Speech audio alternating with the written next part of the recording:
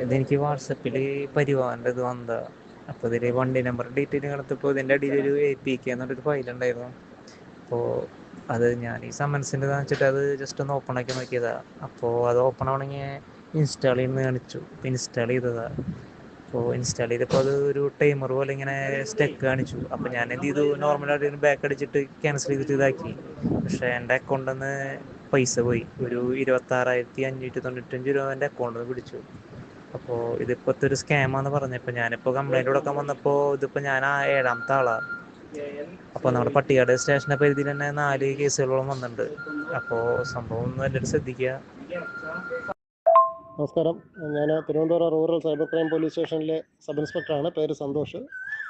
ഞാൻ ഒരു വളരെ പ്രധാനപ്പെട്ട ഒരു സന്ദേശം നിങ്ങൾക്ക് എത്തിക്കാൻ വേണ്ടിയിട്ടാണ് ഈ മെസ്സേജ് ഇടുന്നത്.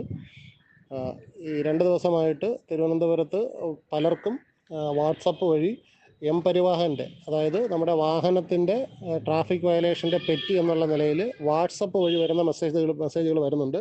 അപ്പോൾ നമ്മൾ പ്രത്യേകം ശ്രദ്ധിക്കുക. പരിവാഹൻ്റെ ആൾക്കാർ അത് അല്ലെങ്കിൽ നമ്മുടെ MVDയുടെ സൈറ്റിൽ നിന്ന് നമ്മുടെ SMS വഴിയാണ് മെസ്സേജസ് വരുന്നത്. വാട്സപ്പ് വഴിയുന്ന മെസ്സേജിൻ്റെ കൂടെ ഒരു APK, ഒരു ആപ്ലിക്കേഷനും കൂടി, ഒരു ഫയലും കൂടി അയക്കാറുണ്ട്. അത് ഡൗൺലോഡ് ചെയ്യാനാണ് അവർ പറയുന്നത്. ഇത് ഡൗൺലോഡ് ചെയ്തിട്ട എല്ലാ ആൾക്കാർക്കും സാമ്പത്തിക നഷ്ടം ഉണ്ടായിട്ടുണ്ട്. ഈ ഫോണിൽ അത് ഡൗൺലോഡ് ചെയ്യുന്ന ഏത് ഫോണിലാണോ ആ ഫോണിൽ ആക്റ്റീവായിരിക്കുന്ന ബാങ്ക് അക്കൗണ്ടുകൾ, അത് ഗൂഗിൾ പേ ആയാലും അല്ലാതെ ഫോൺ പേ ആയാലും ഇല്ലെങ്കിൽ ബാങ്കുകളുടെ ആപ്ലിക്കേഷൻ ആയാലും അതുവഴി കയറിയിട്ട് അവർ പൈസ എടുത്തിട്ടുണ്ട്. അങ്ങനെ 12,000 രൂപ മുതൽ 1,70,000 രൂപ വരെ പോയിട്ടുണ്ട്. ഇന്ന് റിപ്പോർട്ട് ചെയ്ത 6 കേസുകളിലായിട്ട്. വളരെ സങ്കടകരമായ അവസ്ഥയാണ്. നമ്മളെയൊക്കെ വളരെ സാധാരണക്കാരായ ആൾക്കാർ ബാങ്ക് ലോൺ എടുക്കാനും അല്ലെങ്കിൽ ലോൺ തിരിച്ചടയ്ക്കാനും ശമ്പളം കിട്ടിയ പൈസയുണ്ട്. അങ്ങനെ ഒരുപാട് പൈസകൾ പോയിട്ടുണ്ട്.